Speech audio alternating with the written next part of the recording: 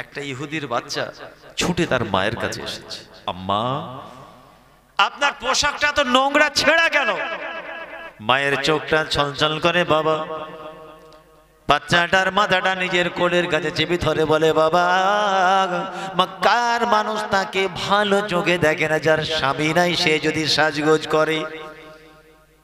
তুই যখন আমার গর্ভে ছিলিস তোর বাপ দুনিয়া থেকে চলে গেছে, মারা গেছে। আমি হলাম সমাজের একজন অভিশাপ, আমি একজন বেওয়া, স্বামী হারা, স্বামীহীন। মক্কার মানুষ তাকে খারাপ চোখে দেখে, যার স্বামী নাই সে যদি নতুন সুন্দর পোশাক পরে, সে যদি নকশা নিগার করে। অতএব আমি স্বামী হারা, তোর বাপ মারা যাওয়ার পরে আমি এমন করেই চলতে হয়, এই ছেঁড়া পোশাক পরে চলতে হয়।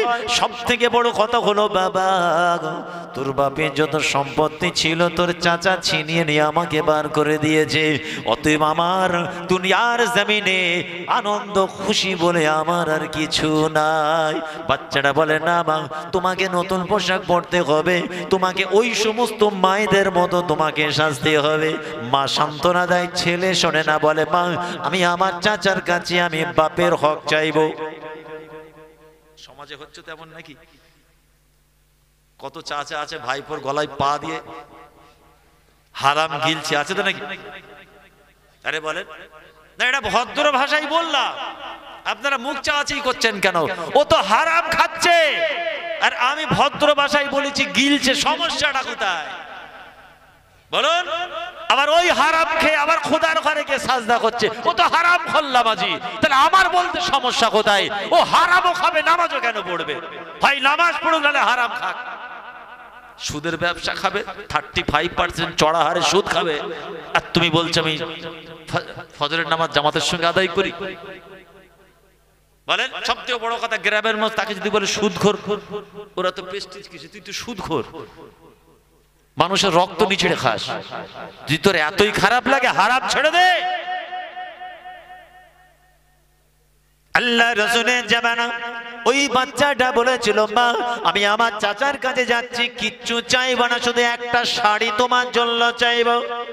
বাচ্চাটা তার মাকে কত মহব্বত করে ভালোবাসে, মায়ের ম্লান মুখ, অশ্রুসিক্ত চোখ দেখে বাচ্চাটার ভালো লাগে না। মায়ের শত বাধা দেওয়ার পরে বাচ্চাটা নিজের মা চাচার কাছে গিয়ে হাজির। একজন ইহুদি বাড়ির বাচ্চা, চাচা লোকজন নিয়ে বসে আছে, ভাইপো গিয়ে হাজির। ভাইপোকে দেখি চাচার মিজাজ খারাপ, যে এত শাস্তি এত মারধর সব ছিনিয়ে নিয়ে তাড়িয়ে দিলাম, আবার এসেছিস। এ সময় ভাইপোটা বলেছিল, চাচা যান আমি আমার বাপের হক নিতে আসিনি চাচা, একটা দরখাস্ত আছে। জনগণের সামনে চাচা বলেছিল, কি দরখাস্ত? বলে, একটা মাত্র আমার আম্মার জন্য শাড়ির পয়সা বা শাড়ি চাই। আমার আম্মার ছেঁড়া পোশাক, আমার আম্মার মনটা বড় শুকিয়ে থাকে। না না না, ও চাচা যান আমার তো ভালো লাগে না, আমি আমার আম্মাকে হৃদয় দিয়ে বড় মহব্বত করে ভালোবাসি। আমার বন্ধুরা তারা তাদের মাকে কত ভালোবাসে, তাদের মা তাদেরকে ভালোবাসে, তাদের মায়েরা কত সুন্দর নকশা নিগার করে সেজে থাকে, কত সুন্দর সুন্দর পোশাক পরে, কিন্তু আমার মা এমন কেন থাকবে? চাচা যান আপনার কাছে এলাম, আমার মায়ের জন্য একটা পোশাক চা। সব ইবাদত তসবির ভিতরে আছে না? বলেন যত আমলে জিন্দেগি সব তসবির ভিতরে, খালি সুবহানাল্লাহ সুবহানাল্লাহ সুবহানাল্লাহ, মসজিদের এক কোণে বসে, আর কিচ্ছু নেই। দুই ভাইয়ের দ্বন্দ্ব, ও মিজানুর কথা চাচাকে ডাকলো, আগুন লাগিয়ে দিয়ে চলে এলো, গিয়ে সুবহানাল্লাহ সুবহানাল্লাহ। এই বুঝতে পারছেন না? দুই পাড়ায় ঝামেলা, না মুরব্বিটাকে ডাকো, বয়স্ক ব্যক্তি আল্লাহওয়ালা মানুষ, উনি একটু আমাদের সমাধান করে দেবে। নিজে গলায় পা দিয়ে চলে এলো, বুঝতে পারছেন না? অতএব তসবির ভিতর দিয়ে জান্নাত দেখছি। জি ভাই, ছেলে, বাবাজি, সর্বোপরি পীরের আওলাদ হিসেবে বলে গেলাম আপনার এলাকায় ওই তসবির ভিতর দিয়ে জান্নাত দেখা সহজ, কিন্তু স্ত্রীর চোখের পানির ভিতর দিয়ে জান্নাত দেখা কঠিন। মাজলুমের চোখের পানির ভিতর দিয়ে দয়ার জান্নাত দেখা বড় কঠিন। নিজের বুড়ো বাপ মার তাদের চোখের পানির ভিতর দিয়ে জান্নাত দেখা কঠিন, তসবির ভিতর দিয়ে জান্নাত সবাই দেখতে পারে। মুরব্বি বলে ডেকে নিয়ে গেল, চাচা একবার আসেন না, আমাদের দু ভাই ঝামেলাটা মিটান। চাচা গিয়ে একদম পুরো 4 হাত পাইয়ে দিয়ে চলে এলো, দিয়ে কান্না কান্না বললো 10,000 দিয়ে আসবি, তোর দিকেই বিচারটা করে দিলাম। পিঠ চাপড়ে চলে এলো। এও বললো আল্লাহর ওলি চাচা, এ বললো আরো আল্লাহর ওলি মানে ফেরেশতা। কবরে ঢোকো চাচা, তোমার জুব্বা খুলে পিটবে ফেরেশতা, হাফ টাইম দেবে না, মুখের ফ্রেম পাল্টে ফেলবে। আল্লাহ নাজাত দিক, বলুন না আমিন। আল্লাহ আমাদের এই মুসিবত থেকে হেফাজত করেন, বলুন আমিন। চাচা মা তোমার বেধড়ক মার ভাইপোকে মারছে, এত মার মারলো, মেরে রাস্তায় ফেলে দিয়ে হলো, বেহুশ হয়ে রাস্তায় পড়ে আছে। মক্কার জমিনে সেই রাস্তা দিয়ে আমার রাসূলের একজন গোলাম দিওয়ানা মানুষ, বড় কমজোর বয়স্ক ব্যক্তি, ব্যক্তিত্ব দেখে একটা বাচ্চা পড়ে আছে। রিওয়ায়াতের মধ্যে এসেছে তার সেবা শুশ্রূষ করে মাথা মুখে পানি দিয়ে বলে, বাবা তুমি কেন পড়ে আছো? বলে আমার চাচা মেরেছে। কিসের জন্য মেরেছে? সব দুঃখের কথা শুনে আল্লাহ রাসূলের হাতে হাত দেওয়া মানুষটা বলেছিল, বাবা একটা ঠিকানা তোমাকে বলতে পারি, যাও ইনশাআল্লাহ কাজ হবে। তুমি একজন ইহুদি বাড়ির বাচ্চা, তারপরেও বলছি যাও। মক্কার জমিনে একটা আওয়াজ, সূর্য উদয় হয়েছে, নাম হলো সেই ব্যক্তিটার আব্দুল্লাহর বেটা নবী মুহাম্মদ। যার মনে এত দয়া, যার মনে এত মায়া, যিনি ইনসাফ হক ন্যায়ের পক্ষে কথা বলেন, আদালতের বিচার তার পক্ষ হলো, কেমন হকের পক্ষ, অন্যায়ের বিপক্ষে তার আওয়াজ। আমার দৃঢ় বিশ্বাস বাবা, যাও একবার যদি আব্দুল্লাহর বেটা নবী মুহাম্মাদের কাছে যাও, আল্লাহ পাক তোমার সমস্যার সমাধান করে দেবেন। তোমার মায়ের একটা শাড়ি নিশ্চয় রাসূলুল্লাহর দরবারে পাওয়া যাবে। সুবহানাল্লাহ বলেন, এই জোরে বলেন সুবহানাল্লাহ। বাচ্চাটা অসুস্থ, আস্তে আস্তে বাড়ির মধ্যে ফিরে এলো। মায়ের চোখ ভরা পানি, বাবা তোকে তো বারণ করেছিলাম নবীর কাছে, আপনার চাচার কাছে যাবি না। চাচা বড় হিংস্র, সব ছিনিয়ে নিয়েছে। ওই সময় বাচ্চাটা চোখের পানি মুছে দিয়ে বলেছিল, মা একটা খবর আমি পেয়েছি, সেখানে যাব। বাচ্চাটার কি সমস্যা বলুন তো? ওর মাকে একটু হাসি খুশি দেখতে চাই। সুবহানাল্লাহ বলেন। আমাদের বাড়ির ছেলেরা চায়, বলুন হাওয়ার এডুকেটেড, হাওয়ায় কি বলে, হাওয়ার এডুকেটেড, খুব উচ্চ শিক্ষায় শিক্ষিত, তাদেরও সেই অবস্থা। শিক্ষা অর্জন করতে করতে সমাজ তাদেরকে অনেক উপরে তুলে দিয়েছে, এত উপরে উঠে গেছে বুড়ো মাকে চিনতে পারে না। ব্যাস হঠাৎ করে বিয়ে করলো, কলকাতায় শিফট হয়ে গেল। মা আমার অফিসটা কলকাতার পাশে, আর বুড়ো বাপ মাকে তো ডাস্টবিনে রেখে গেলে, এই মাসে যাচ্ছে না, ওই মাসে, ওই মাসে না, ওই মাসে তোমার টাকা দরকার দিয়ে দিচ্ছি। বলেন ওই ছেলে বাপ মা দোয়া পাবে? হ্যাঁ, উচ্চ শিক্ষায় শিক্ষিত, হায়ার এডুকেশন এমন পেল, বাপ মাকে ভুলে গেল, রেহাই মিলবে না। আম্মা জানে একটা খবর আছে, এ মক্কার জমিনে একটার নাম আছে, একটা মানুষ এসেছে, নতুন সূর্য উদয় হয়েছে, নাম হলো নবী মুহাম্মদুর রাসূলুল্লাহ, বলুন সাল্লাল্লাহু আলাইহি ওয়াসাল্লাম। আমি একবার সেই নবীর কাছে যাব আপনার জন্য একটা শাড়ি আনতে। একজন বয়স্ক ব্যক্তি আমাকে ঠিকানা দিয়েছে, তার মনে বড় দয়া, আম্মা জান তার মনে বড় মায়া, তিনি গরিবের বন্ধু, অসহায়ের সাথী। একবার আমি তার কাছে যেতে চাই। সঙ্গে সঙ্গে মা কোল থেকে বাচ্চাটাকে ঠেলে সরিয়ে দেয়, বাবা খবরদার। আরে চাচা তোকে কমপক্ষে জানে মারবে না, তোকে শাস্তি দিয়েছে, কষ্ট দিয়েছে মক্কার জমিনে, আর শোন ওই নবীর কাছে তো জীবন পর্যন্ত নিয়ে নেবে। আমরা আজও আতঙ্কিত, হয়তো এমন একটা দিন আসবে ওই আব্দুল্লাহর বেটা নবী মুহাম্মদ আমাদেরকে মক্কা থেকেই তাড়িয়ে দেবে, আর একটা নতুন ধর্ম এনে যান আমাদের ধর্মকে খারাপ বলছে। বলুন না নাউজুবিল্লাহ, এই জোরে বলেন নাউজুবিল্লাহ। খবরদার দ্বিতীয়বার ওই মুহাম্মদ সাল্লাল্লাহু কথা বলবি না। আগে বলেছি ইহুদির বাচ্চা, খবরদার বলবি না। আমাদের বাপ দাদার ধর্মকে খারাপ বলে, গালি দেয়, সে নাকি মানুষের প্রতি অবিচার করে, আবার নাকি বড় জাদুকর। বলুন না নাউজুবিল্লাহ। কিন্তু বাচ্চাটার মনটা নজরুল্লাহর দিকে পড়ে আছে। আম্মা জান আমি নবী মুহাম্মাদের কাছে যাব না, দূর থেকে দেখব। মা মানবে না, ছেলেও ছাড়বে না। কেন? যে বয়স্ক মানুষটা বলেছে তার কথা আমার বিশ্বাস হয়েছে, একবার পরীক্ষা করব। আমি আপনাকে কথা দিলাম আম্মা, যদি বুঝতে পারি মুহাম্মদ মানুষটা ভালো নয়, আমি আর কাছে যাব না, ফিরে আসব, একবার আমাকে অনুমতি দিন। শেষ পর্যন্ত মা শত চেষ্টা করে যখন পারল না, অনুমতি দিল, বাবা একদম মুহাম্মাদের কাছে যাবি না। ইসলাম তখন আকমালে দিন হয়নি। যুবকটা আস্তে আস্তে রাসূলুল্লাহ দরবারে যাচ্ছেন, কিন্তু জীবনে কোনোদিন আপনার আমার নবীর নুরানি চেহারা কিন্তু দেখে নাই। আল্লাহ রসুল মক্কার জমিনে আছেন, আল্লাহ রসুলের সঙ্গে কে আছেন? প্রথম খলিফা আবু বকর সিদ্দিক রাদিয়াল্লাহু তাআলা আনহু, ওমর ফারুক রাদিয়াল্লাহু তাআলা আনহু, উসমান গনি রাদিয়াল্লাহু তাআলা আনহু, হযরত আলী কাররামাল্লাহু ওয়াজহাহু এবং হযরত বেলাল রাদিয়াল্লাহু তাআলা আনহু। আল্লাহর নবী এক জায়গায় দাঁড়িয়ে আছেন, সাহাবারা ঘিরে দাঁড়িয়ে আছেন। আল্লাহর নবী সাহাবাদের সঙ্গে কি যেন মাশওয়ারা করেন। বাচ্চাটা দৌড়ে দৌড়ে এসে খানায় কাবার পাঁচির আড়াল থেকে একবার করে উঁকি মারে আর দেখে এই দলের মধ্যে নবী মুহাম্মদ কোনটা? বলুন না সুবহানাল্লাহ। নবীর মুখ কোনটা? আল্লাহর নবী কোনটা? কোন চেহারাটা মুহাম্মদ রাসূলুল্লাহ চেহারা? একবার আবু বকর সিদ্দিকের মুখের দিকে তাকায়, তার মন বলে না যে এটাই নবী। আবার ওমর ফারুকের দিকে তাকায়, আবার উসমান গনি, হযরত বেলাল, একে একে সবার মুখটা লুকিয়ে লুকিয়ে আড়াল থেকে দেখে। কিন্তু যখন চেহারায় আনোয়ার আমার রাসূলের পূর্ণিমার চাঁদের মতো মুখটা যখন একবার চেহারা মোবারকটা দেখেছে, যুবকটা বুঝতে পেরে গেছেন না না না, এটাই হলো নবী মুহাম্মদ। আর দেরি না করে দৌড়ে দৌড়ে দৌড়ে সামনে কাছে চলে গিয়ে বুঝতে পেরেছেন এই মানুষটার মুখটা থেকে পরিষ্কার বোঝা যাচ্ছে এই মানুষটার মনে এত দয়া মায়া, এই মানুষটা কোনোদিন হিংস্র হতে পারে না।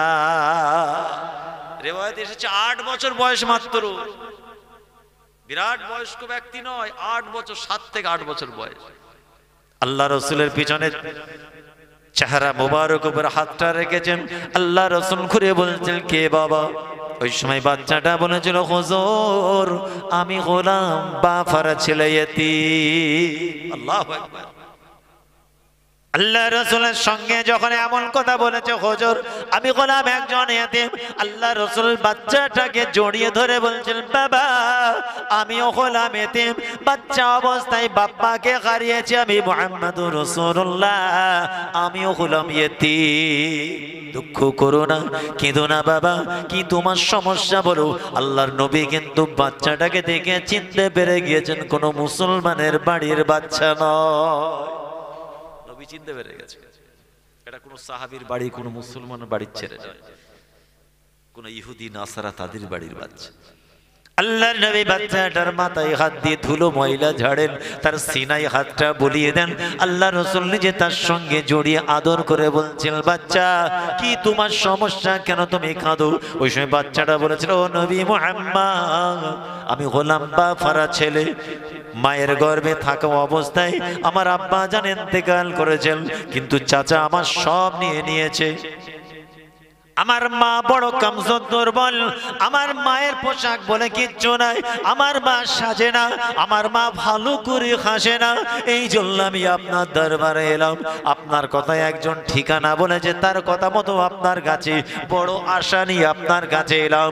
আল্লাহ রাসূলের সাহাবারা নির্বাক দৃষ্টিতে আল্লাহ রাসূলের সঙ্গে ওই ইহুদির বাচ্চার ব্যবহার তারা দেখে অবাক।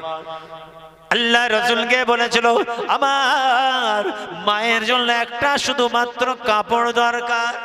আল্লাহ রাসূল চোখ ভরা পানি নিয়ে বলেছিল, বাবা না কেঁদো না, তুমি তোমার মায়ের জন্য আমি মুহাম্মদুর রাসূলুল্লাহ আমার শরীরের এই রুমাল, আমার চাদরটা তোমার মাকে দিলাম। জোরে বলেন না সুবহানাল্লাহ। যাও বাবা চলে যাও, দুঃখ করো না, কষ্ট পেও না, আমি মুহাম্মদ রাসূলুল্লাহ আমিও হলো এতিম, দুনিয়ার জমিনে যার কেউ নাই, আমি মুহাম্মদ রাসূলুল্লাহ সর্বদা তার জন্য আছি। যাও। হুজুর নিজের মুবারক চেহারা থেকে রুমাল মুবারকটা চাদরটা তার গায়ে চাপি দিয়ে বলে, যাও এইটা তোমার মাকে তোহফা দেবে। মা পেরিশান, আল্লাহ কি হবে সর্বনাশ। চাচার কাছে মার খেয়ে ফিরেছিল, জীবনটা তো ছিল, কিন্তু মুহাম্মাদের ডেরাই পড়েছে, এত সময় হয়ে গেল, মানে হয়তো বাচ্চাটাই মারা যাবে। মা চাতক পাকের মতো রাস্তার দিকে তাকিয়ে আছে, কখন আমার বাচ্চা আসে। মায়ের জান আর সহ্য করতে পারে না, বাচ্চাটা দৌড়ে দৌড়ে যখন ঘরে প্রবেশ করেছে, দৌড়ে গিয়ে মায়ের কোলে উঠে গিয়ে বলেছিল, আম্মা ওই মুহাম্মাদের মনে এত দয়া মায়া, মক্কার জমিনে এত মায়া কোনো মানুষের মনে না। সব ঘটনা মাকে বলছে। এই নাও চাদরটা। নবী মুহাম্মদ বলেছে, আমিও ইতিম, দুনিয়ার জমিনে কোনো ইতিম যদি থাকে আমি তার জন্য আমি আছি। কেন আমি নিজেও আল্লাহ পাক আমাকে ইতিম বানিয়েছেন, আমি ইতিম এত মায়া এত ভালোবাসা। আম্মা জান, আমি দূর থেকে যখন নবী মুহাম্মদের সুন্দর এত সুশ্রী ভালো এত সুন্দর চেহারাটা দেখেছিলাম আম্মা, আমি মনে মনে তখনই মুহাম্মাদুর রাসূলুল্লাহ বলে মেনে নিয়েছিলাম। মা সমস্ত কথা শুনে বলেছিল, বাবা তুই যখন চলে এলি, নবী মুহাম্মদের ছোঁয়া পেলি, আর দেরি নয় বাবা, চয় একবার মা বেটা একবার সেই নবী মুহাম্মদুর রাসূলুল্লাহর হাতে হাত দিয়ে কালমা পড়ে ঈমান এনে এগে মুসলমান হয়ে যায়। সব তসবিহ, সব জিকির, সব কুরবানি, সব হালকায় জিকির, দান খায়রাত, এখানেই শেষ ইসলাম। ইনসাফে নেই, আদলে নেই, দয়াই নাই, মায়াই নাই, ভাতৃত্ব নাই, ইউনিটিতে নাই, একত্ববাদে নাই, একতাই নাই। বলুন সব কি ওই তসবিতে? বলুন ঘর থেকে বেরিয়ে আল্লাহর ঘর, আল্লাহর ঘর থেকে এসে ঘরে, ঘর থেকে বেরিয়ে কর্মস্থলে, আর কর্মস্থলে এসে ঘরে স্ত্রী বাচ্চা ছেলে মেয়ে, ব্যাস। এরকম স্বার্থপর মুসলমান আজও আছে। জি না সাহেব, পাড়া প্রতিবেশীর একটা হক আছে, সেদিকেও আপনার খেয়াল করতে হবে। কোন মানুষ যদি আপনাকে দাওয়াত করে, আপনাকে কবুল করতে হবে। রাসূল বলেন যেতে হবে। ভ্রাতৃত্ব ভালোবাসা বজায় রাখার জন্য মানুষ বিপদে বললে ঝাঁপিয়ে পড়ো। জনগণ গ্রামের মানুষ তোমার উপর আশা করে, আল্লাহ আপনাকে সম্পত্তি দিয়েছেন, গ্রামের গরিব মিসকিনরা আপনার উপর আশা করে, তাদের প্রাপ্য আল্লাহ আপনার অ্যাকাউন্টে দিয়ে দিয়েছে। যাকাত ফিতরার পয়সাটা দাও তাদেরকে। এত বড় আল্লাহর ওলি ভিখারিকে 50 টাকা দিয়ে বলছে, এই সকাল সকাল চলে আসবি, গাড়িগুলো ধুয়ে দিয়ে যাবি। কেন 50 টাকা দিয়ে আবার বলছে আমার গাড়িটা ধুয়ে যাবি? মানে 100 টাকা কোনো গরিব মিসকিনকে দিয়ে বললেন, কচি যাও তোমাকে আমি দিলাম, আর কালকে এসে আমার এই ঘরের চতুর্দিকটা একটু ভালো করে পরিষ্কার করে ঝাড় দিয়ে ঠিক করে দিয়ে যাবে। তার মানে তুই মনকে সান্ত্বনা দিচ্ছ, আমি আল্লাহর ওলি, গরিবকে 100 টাকা দিয়েছি, কাজটা করালে কেন? এই ওয়াজ বুঝে যাচ্ছে তো নাকি? হ্যাঁ, শীত গরমের ব্যাপার হচ্ছে না তো? তুমি দিয়েছো 100 টাকা, তুমি আল্লাহর ওলি, সারা গ্রামের লোক কেউ দেয়নি, তোমার মনটা খুব বড়, তুমি একদম খুব খোলা মনের, ওপেন মাইন্ডেড, তোমার দিলটা এত বড়, উহুদ পাহাড়ের মতো তোমার দিল। আলহামদুলিল্লাহ, আমাদের ছোট দিল। তুমি 100 টাকা দিয়ে 2 ঘন্টা কাজ করালে কেন? ওটা বাফারা মাহারর কেউ নাই, তুমি ওর মাথায় হাত বুলিয়ে 100 টাকা দিয়ে 300 টাকার কাজ করে নিলে। হ্যাঁ, খোদাই ক্যামেরা তো তোমার কাঁধে লাগানো আছে, কিরামান কাতিবিন সব লিখছে, তো নোট হবে তো। তোমার এই কাজটা কি নেকির খাতায় উঠবে না প্রতারণার খাতায় উঠবে? এই কাজটা কেন করলেন? অতএব খোদার ঘরের ইবাদত তো আছেই, অস্বীকার করার জায়গা নেই। ফরজ আইন ইবাদত তো আছে, অস্বীকার করার জায়গা নেই। তারপরেও কাজ আছে। আল্লাহর নবী সাহাবাদের বলছেন, তোমরা কে কে জান্নাতে যাবে? কে কে জান্নাতে যাবে? তোমরা কি জান্নাতে যেতে চাও? সাহাবারা ক্বালু বালা ইয়া রাসূলুল্লাহ ইয়া হাবিবাল্লাহ, ফিদাকা আবি ওয়া উম্মি, আয় আমার হাবিব, আপনার কদমে আমাদের সকলের বাপ মা কুরবান। হুজুর আমরা সবাই জান্নাতে যেতে চাই, কি কাজ কি আমল করতে হবে বলুন? আল্লাহর নবী সেদিন বলেছিলেন দুটো আমলের গ্যারান্টি দাও। কটা কটা বললাম? তাও আওয়াজ নেই, মুখেও বলছি, হাতও দেখাচ্ছে, কোনো আওয়াজ নেই। কি দোয়া করে দেবো না কি লাস্টে? কোথায় গেল? হ্যাঁ, এটা আওয়াজ না দিলে ভালো লাগে নাকি? নারে তাকবীর। বুঝতে পেরেছি কত জজবা, সব ঠান্ডা হয়ে আছে। আমার মায়েরা বোনেরা এক হাঁড়ি ভাতের একটা লিলি বলে দেবে ভাত হয়েছে না হয় কি, নাকি পুরো হাঁড়ি চেক করতে হয়? একটা নিয়ে বলবে হ্যাঁ মা আর 15 মিনিট থাক। আমি এক তকবিরই বুঝিয়ে দিয়ে জজবা কতটা। ঠিক আছে একটু ওয়েট করুন, আমারও হয়ে গেছে। হুজুর এক্ষুনি এসে পড়বে, আসেনি দেখো। দরুদ শরীফ আল্লাহুম্মা সাল্লি আলা সাইয়্যিদিনা মাওলানা মুহাম্মদ ওয়া আলি।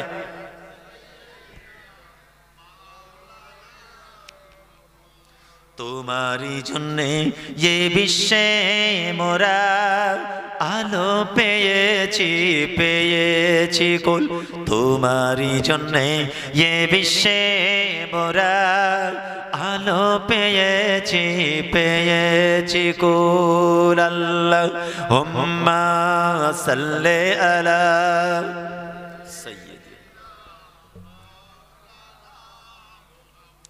ওয়ালা আলি সাইয়্যিদিনা।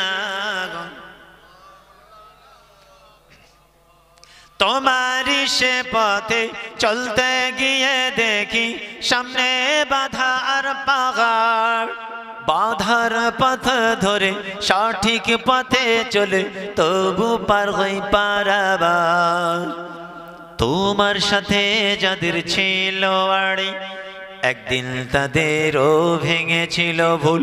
ওগো রাসূল প্রিয় রাসূল প্রাণের রাসূল, ওগো রাসূল প্রিয় রাসূল প্রাণের রাসূল। তোমারই জন্যে এ বিশ্বে মোরা আলো পেয়েছি, পেয়েছি গো। আল্লাহুম্মা সাল্লি আলা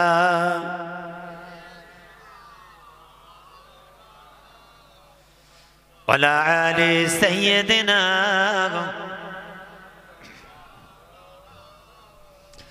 আল্লাহ রাসূলের সাহাবারা বলেছিল ইয়া রাসূলুল্লাহ ইয়া হাবিবাল্লাহ, হুজুর কি আমল করতে হবে, কি ইবাদত করতে হবে বলুন, আমরা সেই আমলটা করতে যাই এবং আল্লাহর দয়ার জান্নাতের হকদার হতে চাই। এ মুসলমান, সেদিন আমার রাসূল কি বলেছিলেন?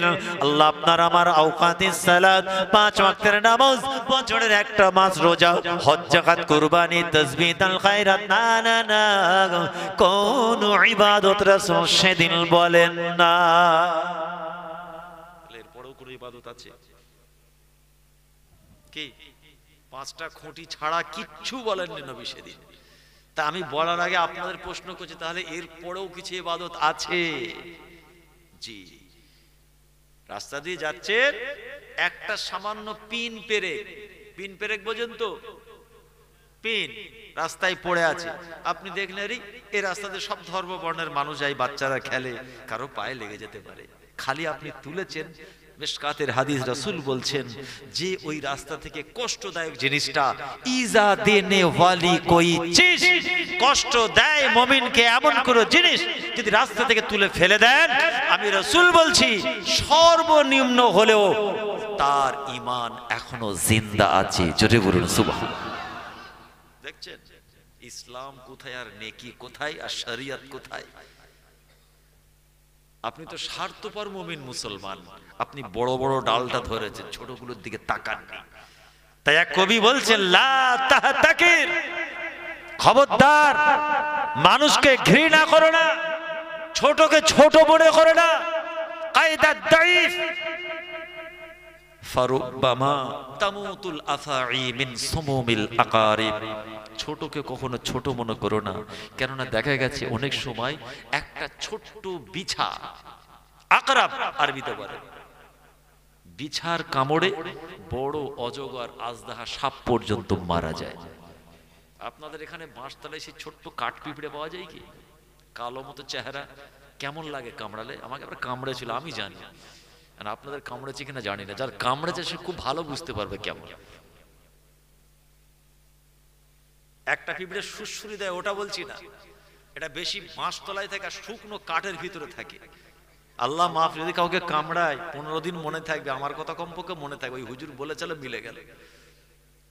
পিঁপড়ের সাইজটা কত? 250 গ্রাম হবে, দেখেছে? অতটুকু যদি কামড় দেয় আপনাকে ছুটতে হবে ডাক্তারের কাছে, জ্বর পর্যন্ত এসে যায়। তাই কবি বলতে ছোটকে ছোট মনে করো না। অনেক সময় দেখা যাচ্ছে বিচার কামড়ে সাপ পর্যন্ত মারা দেয়।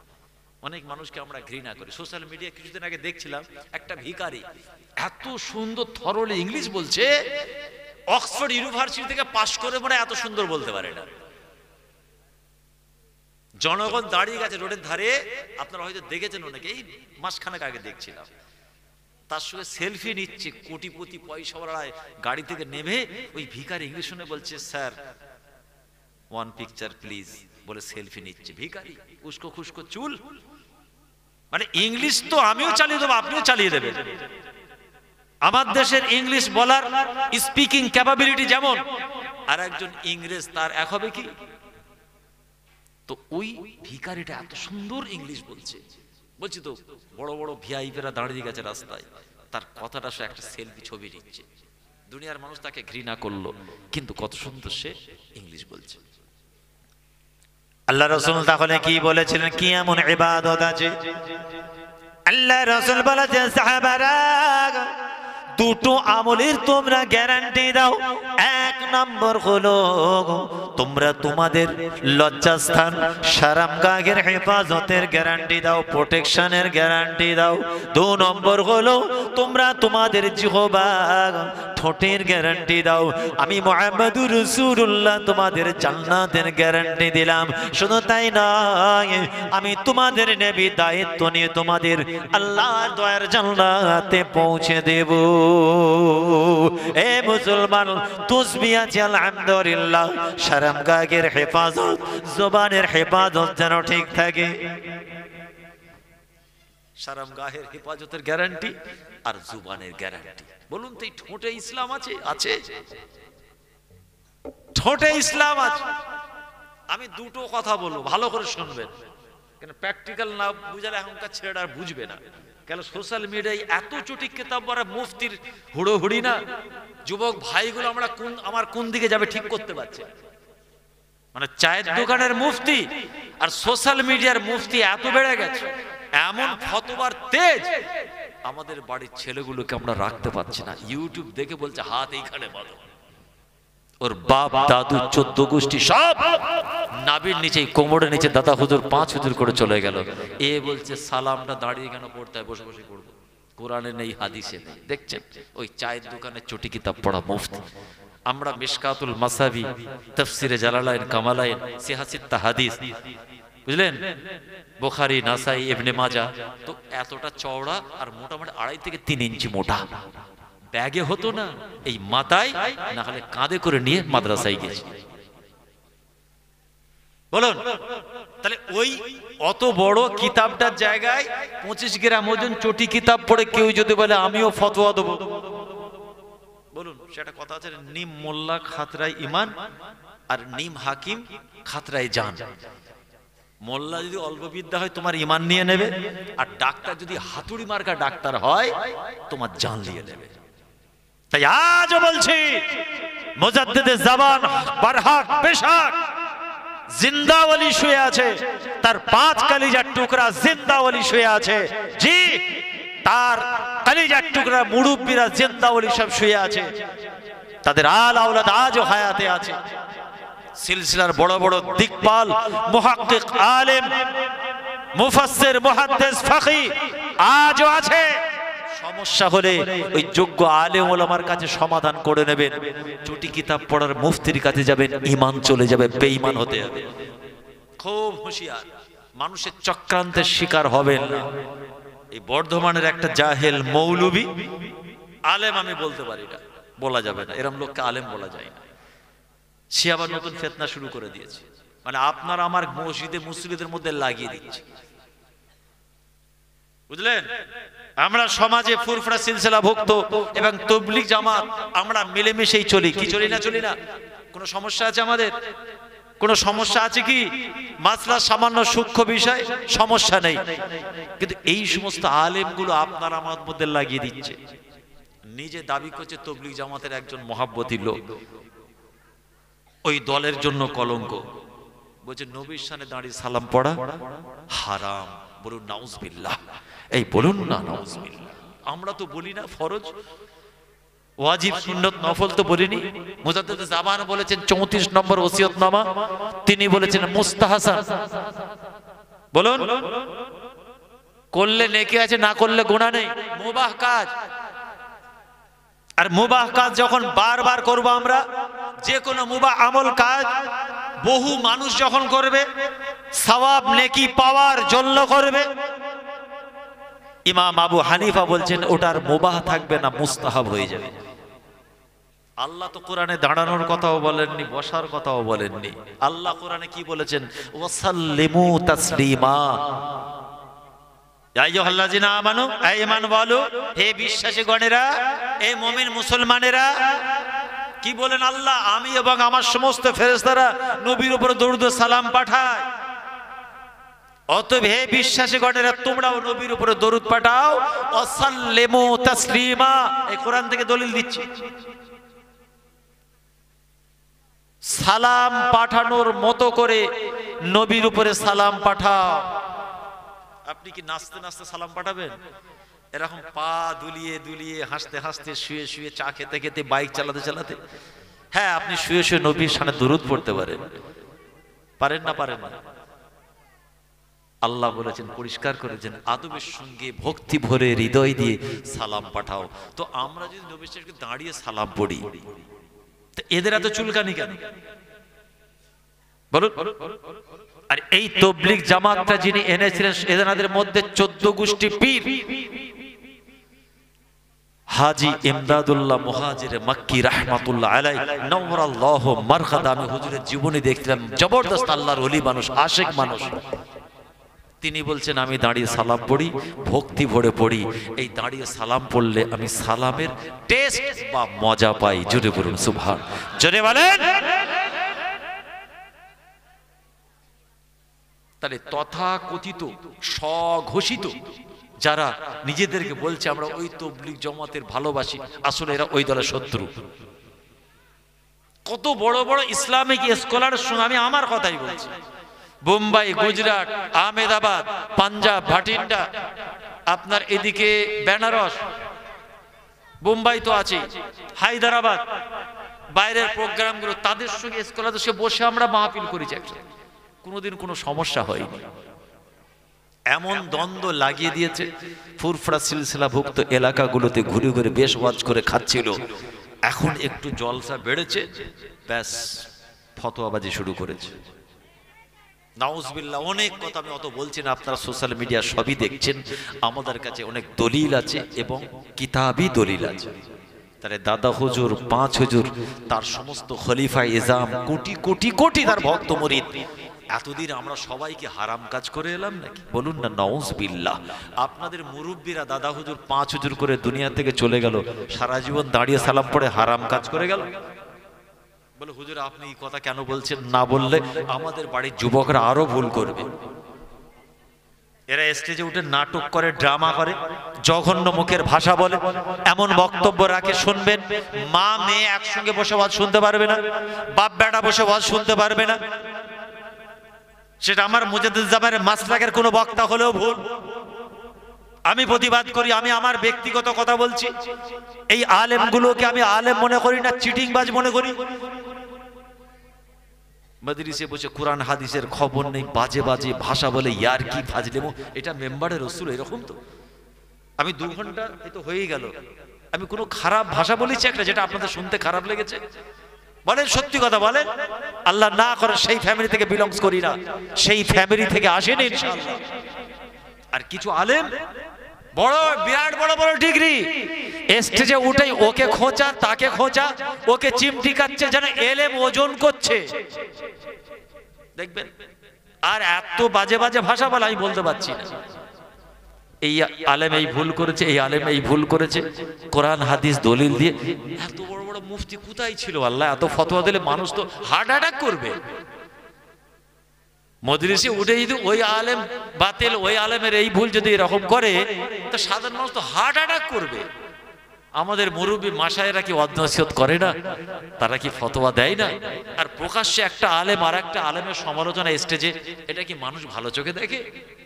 তারা মনে করে আমাদের ইলমের কলম। কোরআন বলছে ওয়া মাকারু ওয়া মাকার আল্লাহ আল্লাহু খায়রুল মাকিরিন ইন্নাল্লাহা লা ইউহিব্বু কুল্লা মুখতারিন ফাকুর। কিছু ফিতনাবাজ আলেম বেরিয়েছে, সবাই বলে দাদা হুজুরের খাদেম ভক্ত আমরা, পাক্কা খব্বিশ। আল্লাহ আমাদের হেফাজত করে, এগুলোতে সাবধান থাকবেন। ভাইরা আমার, দোস্তরা আমার, আলোচনার শেষ লগ্নে যেটা বলছিলাম, আল্লাহ রাসূল সেদিন কি বলেছিলেন? দুটো জিনিসের গ্যারান্টি দাও, আমি মুহাম্মদুর রাসূলুল্লাহ তোমাদেরকে জান্নাতের গ্যারান্টি দেব। সাহাবারা, তোমরা তোমাদের লজ্জাস্থানের গ্যারান্টি দাও এবং তোমরা তোমাদের জিহবা ঠোঁটের গ্যারান্টি দাও। এর অর্থ হলো নামাজ, রোজা, হজ, যাকাত, কুরবানি, তাসবিহ, ইবাদত, বন্দেগী, তাহাজ্জুদ, ইশরাক, নফল যা আমলে জিন্দেগি আছে, তারপরেও এই দুটো জিনিসের গুরুত্ব নবী দিয়েছেন। গুরুত্ব আছে না নেই? মারাত্মক গুরুত্ব আছে। আমলিক আলাইকা লিসানিকা ফাহুয়া নাজা। রাসূলুল্লাহ বলছেন, তোমরা যে জুবানটা একটু কন্ট্রোল করে মানুষের সঙ্গে কথা বলতে পারো, আমি রাসূল বলছি আল্লাহর কাছে নাজাত হয়ে যাবে।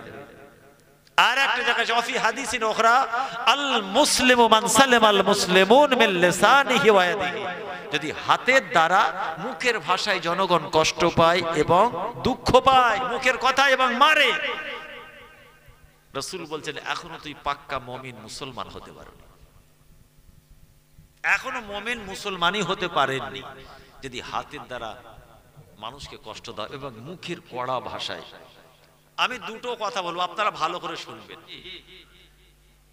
10 প্যাকেটই ধরি, 10 প্যাকেট বিরিয়ানির যা মূল্য, তার থেকে 10টা নেকির মূল্য অনেক গুণ বেশি। ময়দানে মাহশারে হাদিস পাকে এসেছে, এমন কিছু ব্যক্তিত্ব তারা আটকে যাবে যাদের নেকির সংখ্যা কম হবে একটা। কটা নেকি বললাম? জান্নাতে ঢুকতে সে দাঁড়িয়ে গেছে, একটা নেকি কম।